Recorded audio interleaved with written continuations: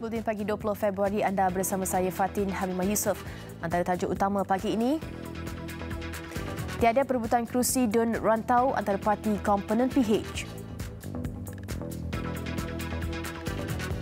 Brexit, Honda tutup kilang di Britain.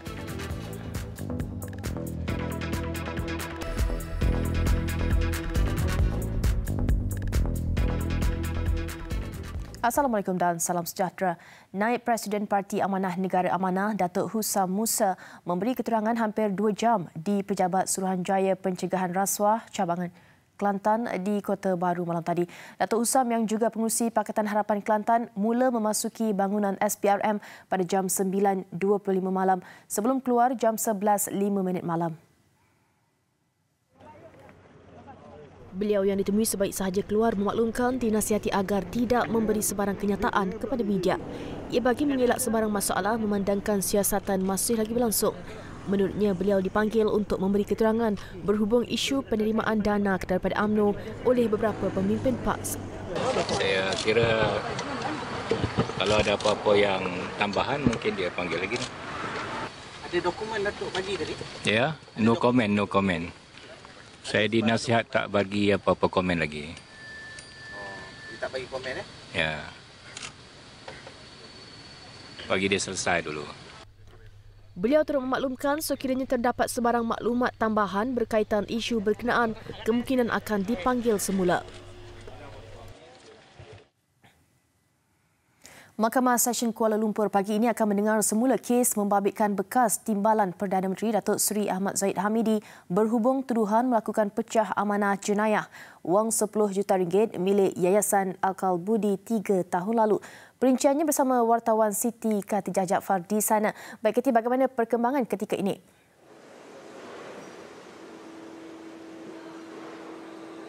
Ya, selepas dituduh pada 14 Disember tahun lalu, pagi ini Mahkamah Session Kuala Lumpur mendengar semula kes yang membabitkan bekas Timbalan Perdana Menteri iaitu Datuk Seri Ahmad Zahid Hamidi di Mahkamah Session pagi ini, dan prosiding difahamkan telah pun bermula ketika ini, yang mana kelibat Presiden UMNO itu mula kelihatan di mahkamah ini jam 8.45 pagi tadi, yang mana pada sesi perbicaraan yang terdahulu Datuk Seri Ahmad Zahid mohon untuk dibicarakan selepas pertuduhan dibacakan di hadapan Hakim Rozina Ayub, dan berikutan itu Datuk Seri Ahmad Zahid secara keseluruhannya berdepan dengan 46 pertuduhan yang membabitkan kesalahan pecah amanah jenayah, rasuah dan juga pengubahan wang haram.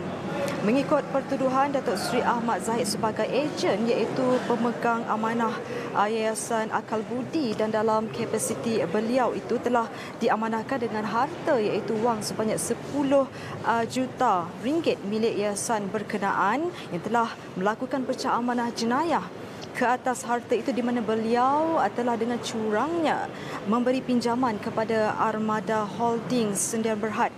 Beliau didakwa melakukan kesalahan itu ataupun perbuatan itu di Afrinbank Berhad, Jalan Bunus, Masjid India pada 8 Disember 2015. Pertuduhan dikemukakan mengikut Seksyen 409 Kanun Kesesaan yang memperuntukkan hukuman penjara tidak kurang 2 tahun dan tidak dikenakan denda jika sabit kesalahan. Pendakwaan dikendalikan oleh Timbalan Pendakwa Raya Datuk Raja Rozila Raja Toran juga pada prosiding lalu tidak bercadang untuk menambah jumlah jaminan terhadap Datuk Seri Ahmad Zahid, dan berikutan itu mahkamah telah mengekalkan jaminan berjumlah RM2 juta ke atas beliau. Dalam prosiding yang sama juga pihak pendakwaan telah pun meminda sebanyak 10 pertuduhan berkaitan pecah amanah terhadap Datuk Seri Ahmad Zahid dengan memperincikan butiran pertuduhan itu. Dan itu saja dulu perincian yang dapat saya kongsikan bersama anda dari Mahkamah Session Kuala Lumpur ini. Kita kembali bersama dengan rakan tugas di Sri Pentasan Hormat.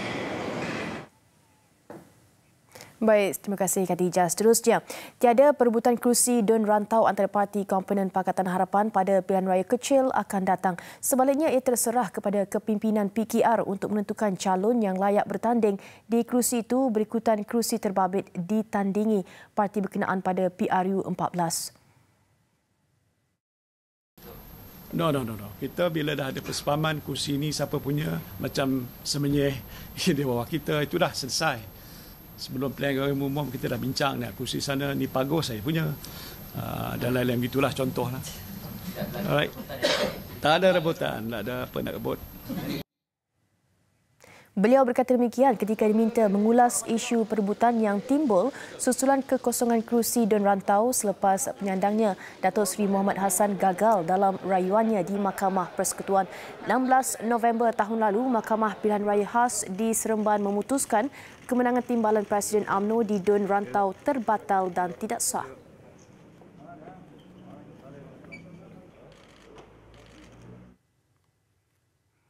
Wanita PKR sudah mengenal pasti 3 individu untuk diketengahkan sebagai calon dalam pilihan raya kecil Dun Rantau.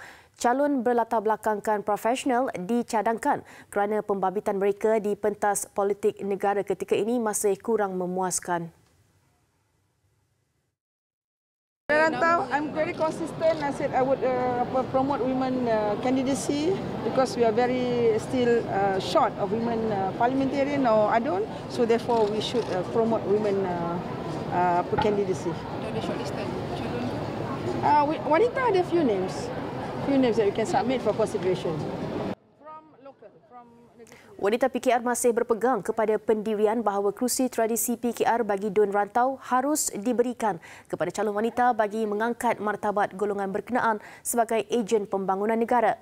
Jelas Zuraida, cadangan nama mewakili wanita PKR itu akan diketengahkan pada peringkat perbincangan parti sebelum diperhalusi dengan lebih lanjut pada Majlis Presiden Pakatan Harapan.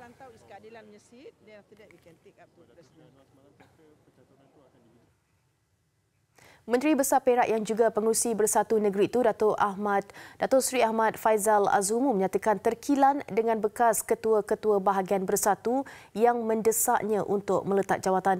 Menurutnya, Bersatu belum melalui proses pemilihan parti.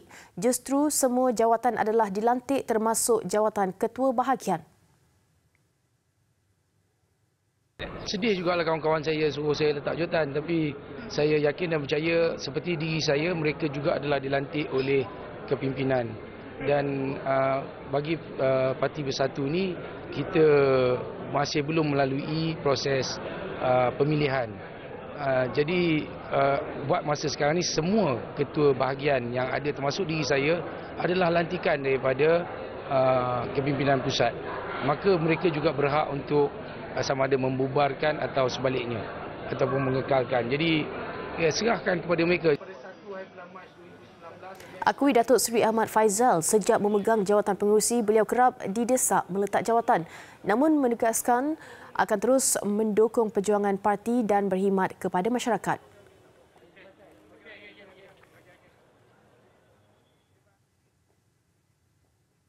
Baik, keputusan untuk menutup sepenuhnya Jalan Tunku Abdul Rahman di Ibu Negara kepada semua kenderaan kecuali bas akan ditentukan sebelum 15 Mac depan.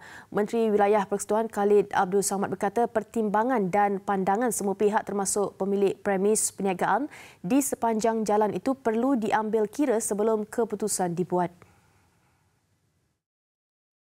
So sebenarnya bila di hari itu ada buat survey dan sebagainya, tetapi dia punya feedback dia tak begitu ramai. So itu yang kita umumkan, kita nak tutup 15 hari bulan 3, dan bila kita umumkan maka kita dapat respons yang banyak lah. Kalau tidak, orang dengar nak buat survey, orang rasa macam tak ada apa-apa kan. So kita kata okey, kita nak tutup 15 hari bulan 3 ni, then we get the response from everybody lah, which is good lah, that's what we want. Hanya nak dapatkan respons tu, saya terpaksa membuat pengumuman yang sebegitu. Tetapi akhirnya kita akan putuskan bersama dengan perbincangan dengan semua pihak. Kerajaan sebelum ini bersama Dewan Bandaraya Kuala Lumpur mengumumkan untuk menutup jalan TAR bermula 15 Mac. Ia bagi memberi laluan kepada bazar Ramadan termasuk bazar perayaan lain menggantikan Jalan Masjid India. Keputusan itu bagaimanapun mendapat bantahan Persatuan Peniaga Jalan Masjid India dan Persatuan Peruncit Batu Rut. Beliau terdahulu melakukan tinjauan di kawasan berkenaan termasuk Jalan Esfahan dan lorong TAR yang turut terbabit. Justru laporan kami menyatakan keputusan menutup Jalan Tunku Abdul Rahman ditarik balik semalam adalah tidak tepat. Kami memohon maaf atas kekeliruan berkenaan.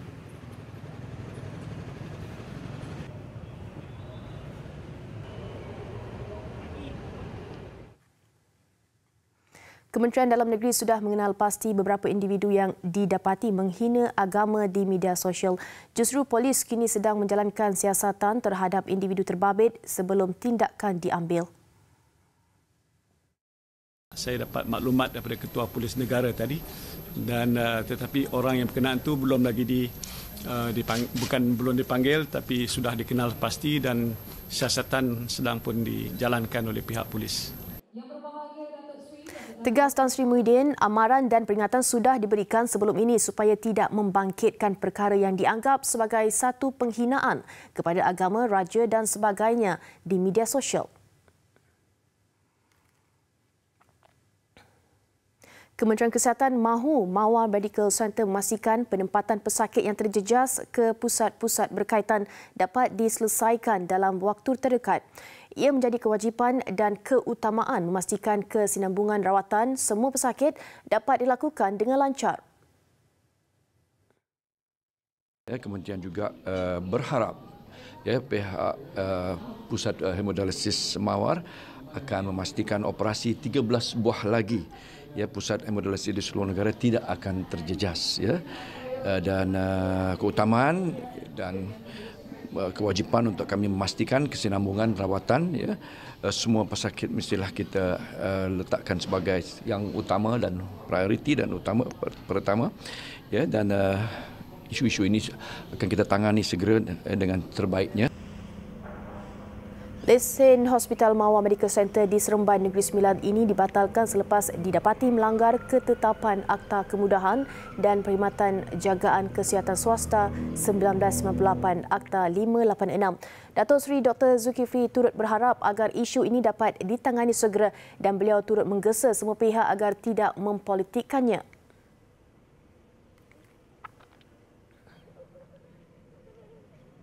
Kementerian Pendidikan menyalurkan RM100 juta kepada Kerajaan Negeri Sarawak untuk memperbaiki sekolah-sekolah daif di negeri itu tahun ini. Menurut Menteri Pendidikan Dr. Mazli Malik, sekolah daif adalah antara isu yang diberi perhatian oleh pihaknya dalam perbincangan dengan Kerajaan Negeri. Pertemuan saya dengan Ketua Menteri Sarawak dan juga dengan Menteri Pelajaran Sarawak telah membuahkan beberapa hasil. Pertama, kita membincangkan tentang isu sekolah daif, bagaimana kita dapat selesaikan bersama. Peruntukan RM100 juta itu telah disalurkan kepada Jabatan Kerja Raya JKR Negeri.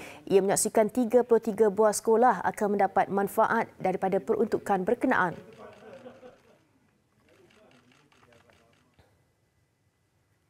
Rundingan semakan semula harga air mentah dengan Singapura telah dimulakan sejak bulan lalu. Rundingan dilakukan Peguam Negara Tommy Thomas dengan Republik berkenaan. Kita ada 8 isu. Ada 8 perkara yang sedang dirundingkan dengan Singapura. Perjanjian air ialah satu daripadanya. Dan ini kita anggap penting kerana sebelum ini sebelum ni kita tak dapat duduk semeja tentang isu perjanjian air.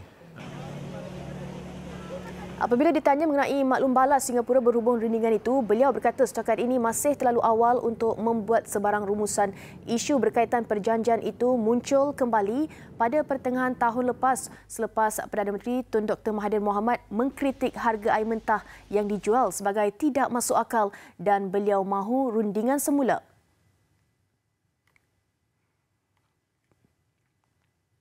Ketua Menteri Sabah Datuk Seri Muhammad Syafiq Abdal berkata Malaysia dan Indonesia wajar menggunakan mata wang negara masing-masing dalam hubungan perdagangan dan ekonomi. Malaysia perlu mengambil contoh perdagangan antara Indonesia dan Thailand yang kini menggunakan mata wang masing-masing. I also suggested just now with regard to the transactions that can be done, it cannot be using just all the while US dollar, but it can use our own currency. Like ringgit and rupiah, that will help the value of our currency can be heightened a bit.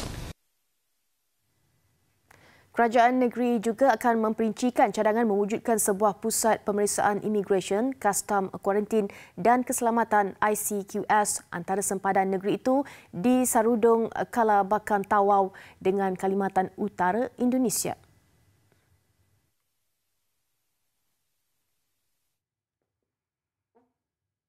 Laporan antarabangsa, Honda Motor mengumumkan penutupan kilangnya di United Kingdom pada atau sebelum 2021. Kilang Honda berpangkalan di Swindon adalah kemudahan automotif keempat terbesar di Britain yang dijangka akan menyebabkan kira-kira 3,500 pekerja hilang pekerjaan. Dengan penutupan kilang itu, pengeluaran untuk pasaran Eropah dilaporkan akan mula dihasilkan di Jepun bermula 2021. Keputusan itu sekaligus memberi tamparan hebat kepada industri automotif Britain yang terjejas dengan pemberhentian ribuan pekerja akibat Brexit. Ketua Eksekutif Takahiro Hashigo memberitahu sidang media di Tokyo, syarikat itu juga akan menghentikan pengeluaran kereta model sedan Civic di kilangnya di Turki. UK menjadi hub pengeluaran bagi syarikat automotif Jepun apabila Honda, Nissan Motor dan Toyota Motor memiliki 3 daripada 6 kilang pembuatan terbesar di negara itu. Bulan lalu, Jaguar Land Rover mengeluarkan kereta terbesar Britain mengumumkan akan mengurangkan 4,500 jawatan susulan kejatuhan jualan akibat Brexit.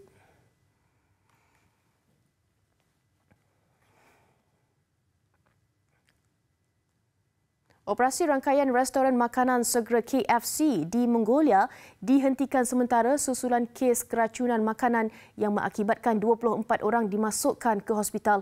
Manakala 247 yang lain dilaporkan mengalami simptom keracunan termasuk cerit-birit dan muntah dipercayai berpunca daripada air dan minuman berkarbonat dari restoran berkenaan. Pemeriksaan awal mendapati premis restoran itu gagal memenuhi standard kebersihan yang ditetapkan. Satu inkuiri bagi menyiasat punca insiden itu sedang dijalankan. Restoran KFC pertama di Mongolia mula beroperasi pada tahun 2013 dan pada ketika ini ia mempunyai 11 cawangan.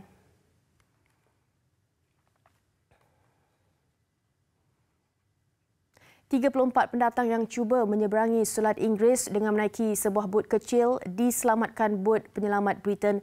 Kementerian Dalam Negeri dalam satu kenyataan berkata 3 lelaki turut ditahan kerana disyaki melakukan kesalahan imigresen. Sementara itu, kumpulan pendatang terbabit dibawa ke Dover di United Kingdom dan diserahkan kepada pegawai imigresen untuk disoal siasat. Menurut pihak berkuasa, 2 bot penyelamat pasukan sempadan Britain dan sebuah kapal peronda pantai berkenaan dalam misi menyelamat itu.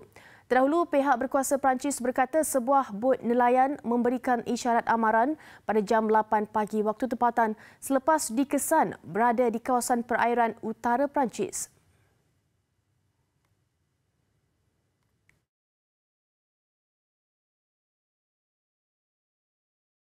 Sukan. Cabaran pasukan Perak bagi merebut tiket kesaingan utama Liga Juara-Juara Asia ACL 2019 tidak kesampaian semalam. Berdepan wakil Korea Selatan yang juga juara edisi 2012, Perak terpaksa akur dengan kekalahan 5-1. Memang sukar tetapi ia satu pengalaman bermakna bagi keseluruhan skuad The Boss Gorers yang pastinya mahu kembali ke pentas sama di masa akan datang. Dengan suhu rendah sekitar 5 darjah Celsius, semestinya cabaran sukar menanti Perak yang bertandang ke Korea Selatan menentang juara edisi 2012 Ulsan Hyundai. Babak pertama, Perak berjaya mengimbangi lawan dengan hanya gol sendiri. Amirul Azhan Aznan pada minit ke-23 memberi kelebihan kepada tuan rumah. Namun aksi selepas rehat, penguasaan disajikan Ulsan bermula dengan 2 gol Mitch Diskerut pada minit ke-56 dan 58. Ulsan semakin garang dengan Lee Dong Kyong menambah gol keempat pasukan sebelum Junior Negro menjadikan kedudukan 5-0 pada minit ke-87. Perak bagaimanapun ceria meraih gol sagu hati di penghujung permainan hasil jaringan Nazirul Naim Cik Hashim untuk keputusan penuh perlawanan 5-1. Walaupun tewas, Perak tetap tidak ketinggalan mengucapkan selamat maju jaya kepada Ulsan yang mara kesaingan peringkat kumpulan ACL 2019 selepas ini. Jam 2.30 petang ini, Kelab Petaling Jaya City FC bakal mengadakan sidang media khas bagi mengumumkan penyertaan 2 pemain baru menjelang penutupan perpindahan pemain hari ini dan semestinya kelibat penyerang sensasi Safis Ali paling dinanti selepas dia memilih untuk bersama PJ City selepas meninggalkan Perlis 2 hari lalu. Penyerang berusia 35 tahun itu turun menyertai sesi latihan PJ City FC di pengkalan mereka di Universiti Sains Islam Malaysia USIM Nilai semalam. Safi dipercayai sudah menandatangani kontrak bersama pasukan itu, cuma menanti pengumuman secara rasmi yang akan diadakan hari ini. Safi yang diikat Perlis Disember lalu meninggalkan skuad Singa Utara itu Isnin lalu gara-gara tidak menerima gaji selama 2 bulan.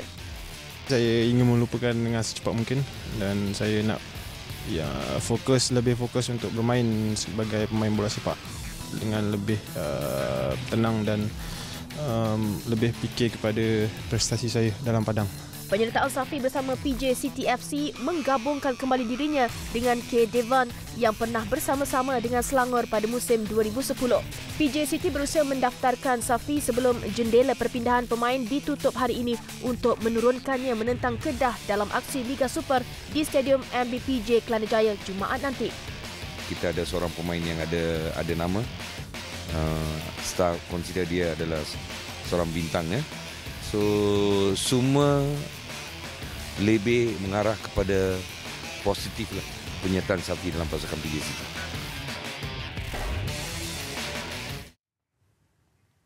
Perlumbaan sulung berbasikal Tour de Iskandar Johor 2019 TDIJ dijangka akan menjadi satu lagi perlumbaan dalam negara yang mampu menarik ramai pasukan luar sesuai dengan hasrat negeri Johor yang mahu jelajah ini menjadi antara perlumbaan kompetitif di rantau Asia Tenggara. Perlumbaan sejauh 693 km itu membabitkan 5 peringkat bermula pada 17 April hingga 21 April depan.